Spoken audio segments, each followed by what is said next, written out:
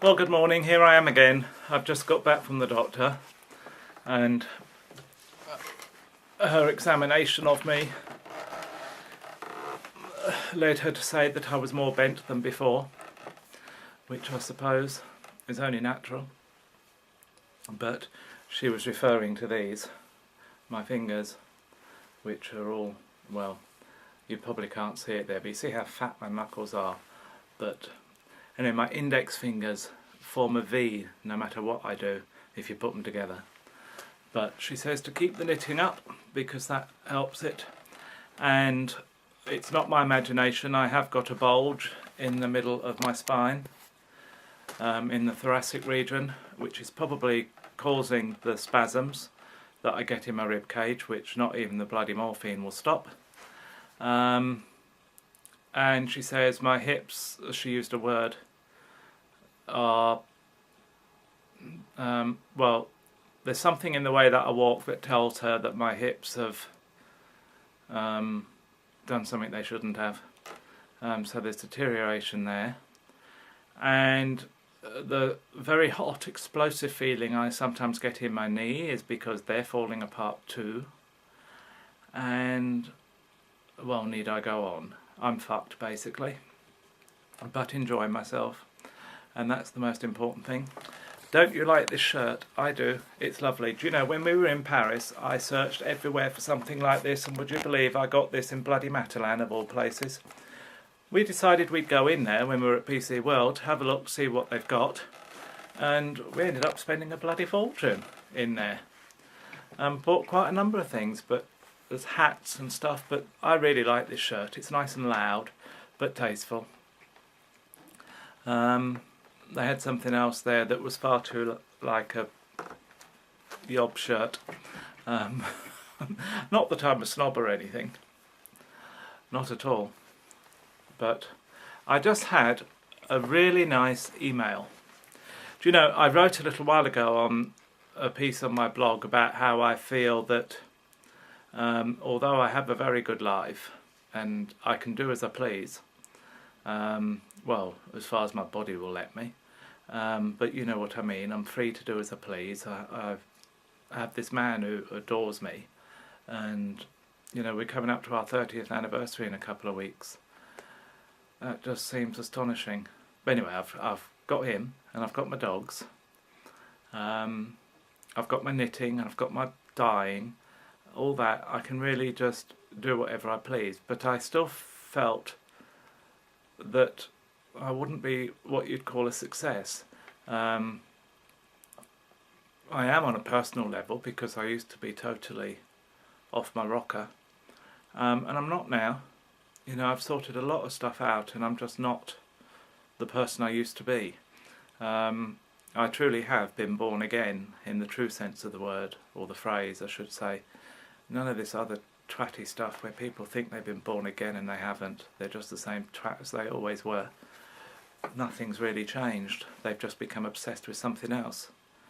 But I did. I became a completely different person. Or rather, I became myself. Anyway, and that's really my only claim to success. And I was feeling a bit sort of useless. But then I read a piece that really made me feel not very good, and it was about how basically disabled people are a drain on society and we are unproductive. And I found myself arguing against it. And by doing it, I was listening to what I was reading, what I was writing, and I realised that I was explaining to myself, really, how unuseless I am and how productive I am, and how I have, because of my disability and not working, etc., how I have the time to do stuff that other people don't, like listen. And I've had an email today which, the first email that I've ever had that really moved me was from a person who works as a child advocate in the USA, who wrote to me to tell me that reading my blog helped her do her job better and helped her better understand her abused child clients. And I was really flattered by that and moved almost to tears. It was just, I couldn't believe that my ramblings on my blog would have that effect. And I've just had another email from somebody today who was commenting on that post where I was writing about how I didn't feel like I did much. And they said that when they first came across my blog, they were planning their own death. And reading my blog stopped them, made them change their mind. So I guess this isn't a waste of time after all.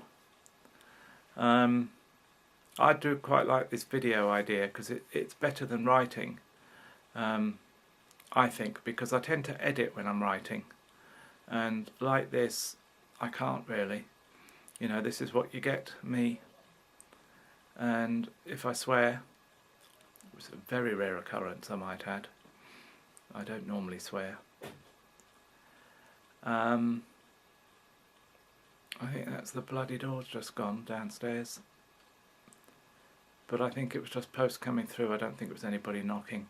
It must be because the dog would have barked if it was anything else. I say dog because there's only one in at the moment, poor Luca, who's still as horny as they come. But the girls aren't interested now, and whenever he goes near, they really have a go at him, and all he does is look at me and wag his tail and whimper. And I think, well, you're not getting it from me. Dirty thing. Poor dog. But this, I was thinking the other day that I say this only lasts for this short period of time, but Pussy hasn't had her season yet, and she's coming up to 6 months, so depending on when she decides to have hers, we might have to put up with this for quite some time yet. And he's actually not too bad at all. He comes to bed at night, and he gets very excited as soon as he jumps up on the bed, and I say, look, just go to sleep because you've got no chance. That's what I said to Daniel Craig the other night.